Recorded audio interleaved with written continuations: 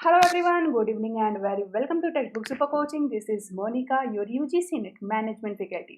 So दोस्तों आज के इस सेशन में मैं आपके साथ डिस्कस करने वाली हूँ कि ये API स्कोर क्या है, कैसे कैलकुलेट करते हैं या फिर इसको यूज़ कहाँ पे होता है। तो दोस्तों यहाँ पे हम आपको बता दें कि अगर आप सभी एस्पिरेंट्स का ड्रीम है कि वो फ्यूचर में जा कर के रिसर्च करना है उन्हें या फिर असिस्टेंट प्रोफेसर बनना है, तो इस स्कोर का यूज़ उनको एक बार उनके लाइफ में होता है। अब कहाँ होता है? अब दोस्तों जब आप लोगों ने यूजीसी नेट का एग्ज़ाम दिया, यूजीसी नेट क्रैक किया या जेआरएफ क्रैक किया या कोई भी कैटेगरी क्रैक की, तो ये कैटेगरी क्रैक करने के बाद आपके पास 2 ऑप्शन होता है।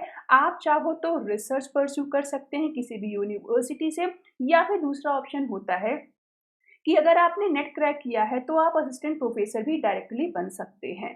तो जब भी आप पीएचडी परस्यू करने जाएँगे या फिर जब आप किसी भी कॉलेज में असिस्टेंट प्रोफेसर बनने जाएँगे तो वो पर्टिकुलर यूनिवर्सिटी या कॉलेज जो है वो एक एपीआई स्कोर सेट करता है। ठीक है? एपीआई का पूरा नाम है एकेडमिक परफॉर्मेंस इंडिकेटर। तो इसके बारे में डिटेल में हम आज डिस्कस करेंगे। उसके पहले आपको बता दूं दोस्तों कि ये मेरी टेलीग्राम आईडी है। आप सभी लोग इस पे कनेक्ट हो सकते हैं क्योंकि जितने भी हमारे जेनरिक वीडियोस हैं, जितने भी यूजफुल इन्फॉर्मेशन है, उसके बारे में पहले से ही प्लानर हम यहाँ पे शेयर कर देते हैं।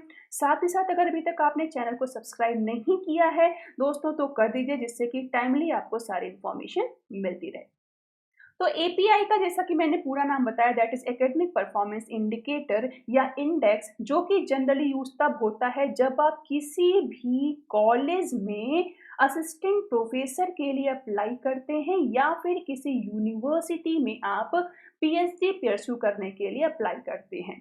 तो ये जो पर्टिकुलर इंस्टीट्यूशंस होते हैं ये अपना एक एपीआई सेट करते हैं और इसी एपीआई के बेसिस पे ही आपको एडमिशन या फिर जॉब मिलती है। ठीक है? तो अब दोस्तों अगर हमने मान लिया कि हमने जेआरएफ क्रैक कर लिया या नेट क्रैक कर लिया या फिर तीसरी कैटेगरी में हमने को अच्छे से हमने स्कोर कर लिया। अब इसके बाद दोस्तों हर साल 2 बार यूजीसी का एग्ज़ाम होता है या सीएसआईआर नेट का एग्ज़ाम होता है, तो लाखों बच्चे ये एग्ज़ाम क्रैक करते हैं। बट दोस्तों यूनिवर्सिटी या कॉलेजेस में पीएचडी एडमिशन के लिए उतनी सीट नहीं होती हैं जितना हर साल बच्चे पास होते हैं या यूजीसी के एग्ज़ाम को क्रैक करते हैं। ठीक है?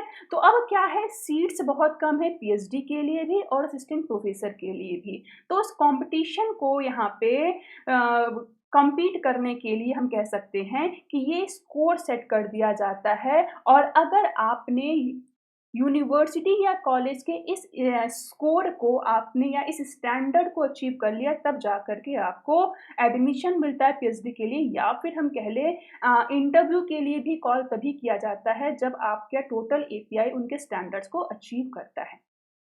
तो दोस्तों हमने बताया 2 ड्रीम आपकी हो सकती है, 2 चॉइसेस आपकी हो सकती हैं, या तो आप यूनिवर्सिटी में रिसर्च करने के लिए अप्लाई करो या फिर आप डायरेक्ट असिस्टेंट प्रोफेसर के लिए अप्लाई करो किसी पर्टिकुलर कॉलेज या यूनिवर्सिटी में। तो दोनों ही जगहों पे एपीआई स्कोर का यूज होता है। अब दोस्तों यहाँ पे होता क्या है, नाम से देखिए एकेडमिक परफॉर्मेंस इंडिकेटर, यानी आपका एकेडमिक परफॉर्मेंस कैसा रहा उस बेसिस पे यूनिवर्सिटी या कॉलेज क्या करते हैं, आपको कुछ स्कोर देते हैं आपके रिकॉर्ड के बेसिस पे। और मान लेते हैं कि यूनिवर्सिटीज ने अगर 70 मार्क्स का ये स्टैंडर्ड सेट कर रखा है तो कई सारे क्राइटेरिया के बेसिस पे वो आपको कुछ मार्क्स देंगे और आपका मार्क्स अगर 70 तक पहुंच जाता है या 70 से ज़्यादा आता है तभी आपको उस यूनिवर्सिटीज़ में पीएचडी के लिए या फिर प्रोफेसरशिप के लिए इनवाइट किया जाता है। तो सबसे पहले हम देख लेते हैं कि अगर आप किसी यूनिवर्सिटी में रिसर्च के लिए अप्लाई करते हो या आप प्रोफेसरशिप के लिए अप्लाई करते हो तो यहाँ पे क्या क्राइटेरिया है। तो दोस्तों सबसे पहले यहाँ पे आपके एपीआई सेट करने के लिए ग्रेजुएशंस के मार्क्स देखे जाते हैं, वो भी 3 स्टैंडर्ड के बेसिस पे।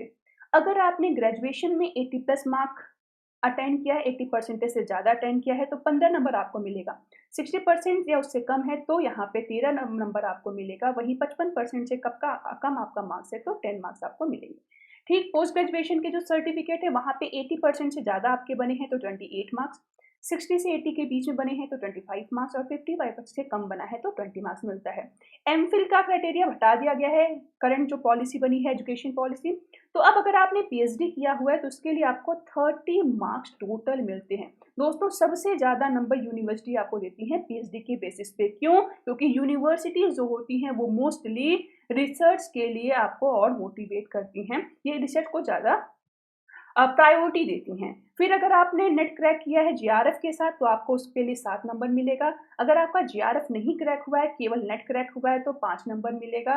प्लस अगर आपके रिसर्च पेपर पब्लिश हुए हैं किसी इंडेक्स जर्नल में तो मैक्सिमम आपको 10 मार्क्स मिलता है। बट ध्यान दीजिएगा दोस्तों, यहाँ पे 10 मार्क्स का मतलब ये है कि एक रिसर्च पेपर अगर आपका पब्लिश हुआ है तो उसके लिए 2 नंबर ही आपको मिलते हैं।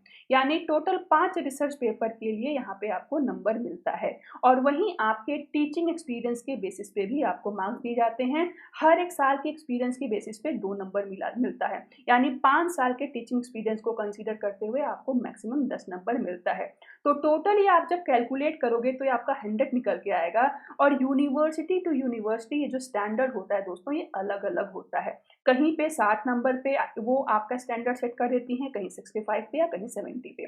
तो अगर आपने इस स्टैंडर्ड को अचीव कर लिया है तभी आपको कॉल किया जाता है इंटरव्यू के लिए या फिर पीएचडी के लिए या फिर प्रोफेसरशिप के लिए। ठीक वहीं अगर आप सेकंड ड्रीम चूज़ करते हो कि आपको जीआरएफ क्रैक करने के बाद या नेट क्रैक करने के बाद डायरेक्ट कॉलेज में जाना है, असिस्टेंट प्रोफेसर बनना है, तो कॉलेज में भी एक सिलेक्शन कमेटी होगी, वो भी अपना एपीआई स्कोर सेट करेंगे स्टैंडर्ड, उस बेसिस पे आपको इनवाइट किया जाएगा इंटरव्यू के लिए। तो यहाँ पे भी देखो दोस्तों सेम क्राइटेरिया है बट यहाँ पे स्कोरिंग अलग-अलग है।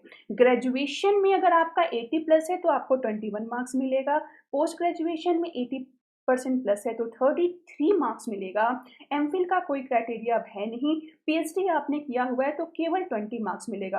अब दोस्तों सोचो, अगर आप यूनिवर्सिटीज़ में जा रहे थे तो आपको पीएचडी के लिए 30 मार्क्स मिल रहे थे, जैसा कि मैंने ये लास्ट पेज में आपको बताया। बट अगर आप कॉलेज में प्रोफेसरशिप के लिए जाओगे तो ये स्पेशली आपके टीचिंग एक्सपीरियंस को कंसीडर करते हैं, ठीक है? तो पीएचडी के बेसिस पे 20 मार्क्स ही देंगे।